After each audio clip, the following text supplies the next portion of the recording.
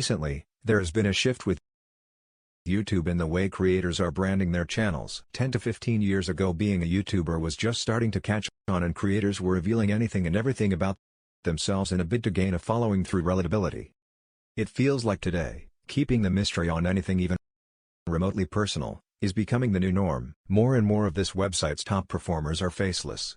There seems to be an entire trend nowadays of not revealing that much of your personal life online, and surprisingly, the less the audience knows, the more they seem to engage. Take Corpse Husband for example, highly influential creator with over 7 million subscribers, dream with almost 20 million. The rapidly growing VTuber community, something has clearly shifted in entertainment culture, and it's very, very intriguing. So today I want to dive in on this topic and try to understand why exactly this is happening, but also what the future might hold for the creative industry as a whole.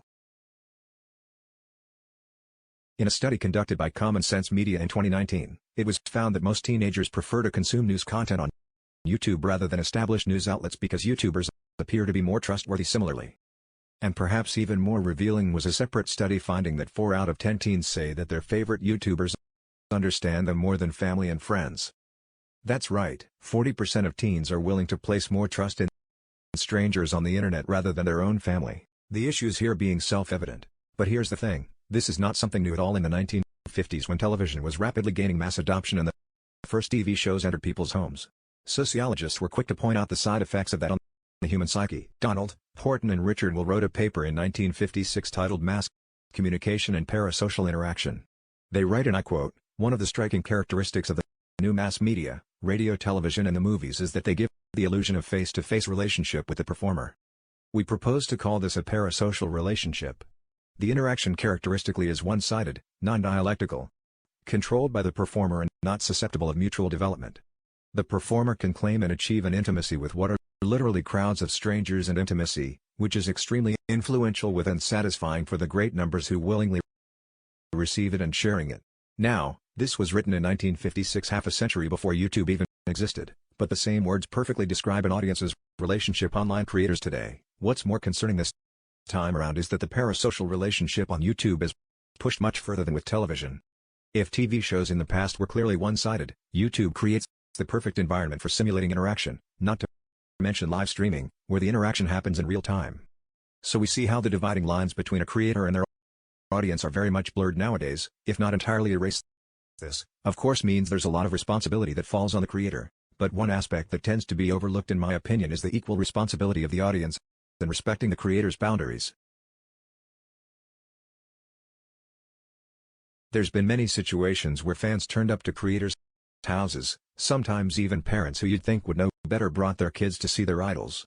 The common argument in situations like this being, "My kids are the ones who made you famous, so you better come out here and take a picture with them." Stalkers have consistently been an issue for some of the largest creators on the website, and it's no secret that female creators in particular have it a lot worse than men. For example, in 2019, some random guy showed up to a female YouTuber's home with a syringe and a dildo. When asked by the authorities what in the hell he was planning, he simply said he wanted, and I quote, "not to cause her physical harm but to progress what he saw as their relationship." The Verge also covered the topic of audience entitlement, writing, "Because creators often earn money off of their fans through memberships, Patreon and other cash avenues, there are fans who feel entitled to specific details about the lives of creators or even specific content. I mean, there's certainly a conversation to be had in regards to how much influence fans should have over the direction of a channel they're directly supporting. But when the content is revolving around someone's personality, we're talking about a group of people feeling entitlement/ownership over the creator's own person. There seems to be this inherent belief that because somebody has some level of fame, they no longer have the same right to privacy that everyone else is allowed. And by the way, we also see this with commentary videos. A mistake that I myself have made in the past was to think that because someone has a large following, it's okay to go in a little harsher on them. And quite frankly, if I were to remake a few of my older videos, I would certainly be more mindful of that. But as easy a concept as it may be, in theory, for whatever reason, it's not immediately obvious when looking at a public figure that they're a regular person with hopes and fears just like everybody else. I think this is a big reason why we're seeing faceless creators pop up more and more. By not revealing their identity online and by creating a persona, they're able to take the mask off at any moment and blend in through a crowd or enjoy a night out without worrying who's watching them. If they build a brand separate to who they are in real life, personal attacks or in most extreme cases harassment can never get to them. Not to mention anonymity provides the added benefit that the viewer can project whatever they want onto the faceless creator by being vague and elusive. Someone like Corpse Husband can draw in a much wider pool of potential fans because what they imagine him to be like his looks. His interests is equally valid. It's like Schrodinger's cat. If one fan believes Corpse Husband likes pineapple pizza and the second one believes he doesn't, since the information will never be confirmed nor denied, both fans are right. And so neither one is turned off by the actual truth that he may not even like pizza at all. Whether that's intentional or not, it's actually pretty smart. One of the most common arguments brought against faceless YouTubers is, well, you're probably not showing your face because you're just ugly, and I think that has to be one of the most ridiculous things you could say to someone, as if somehow only pretty people are allowed to show their face online or be successful. That mentality is so outdated and, to be honest, I think is very much rooted in envy. Here's what I mean by that. By just doing a quick search on YouTube, you can find tons and tons of advice videos on how to start a faceless channel, providing tips, comparing genres, going very much in depth on this topic, and none of these videos would exist, or at least not to the same extent, if there wasn't a huge demand for them. This suggests a large number of people would like to be in the position to have a successful channel, but to also hold on to their privacy, so I think more and more this will become the norm. But what might be a convenient way of protecting one's identity might actually provide a glimpse into where the future of entertainment is headed. As we've already pointed out, audiences like to get involved in the content they consume, so there is a virtually untapped market for interactive content with fictional characters. The evolution of the VTuber community very much proves that these are essentially animate characters voiced by real people, but entirely separate from the identity of the voice actor.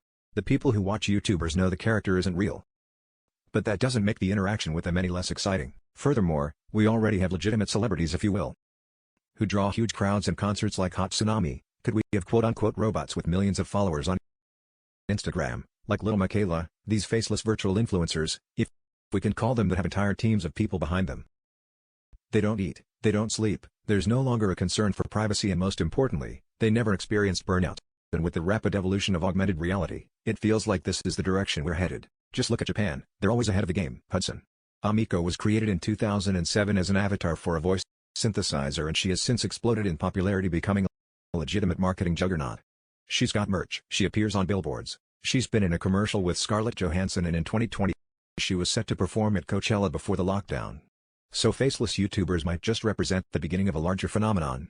I can easily imagine in not so distant future, maybe 10 or 20 years from now, where faceless will no longer be the exception. Not just on YouTube but in the entertainment industry as a whole. But I'm curious to hear your perspective on this. How important is it for you to be able to relate to the person you're watching? And would you feel comfortable if most celebrities would one day not even be real people? Let me know your thoughts in the comments below as always. Thank you for watching, and we'll see you again very soon.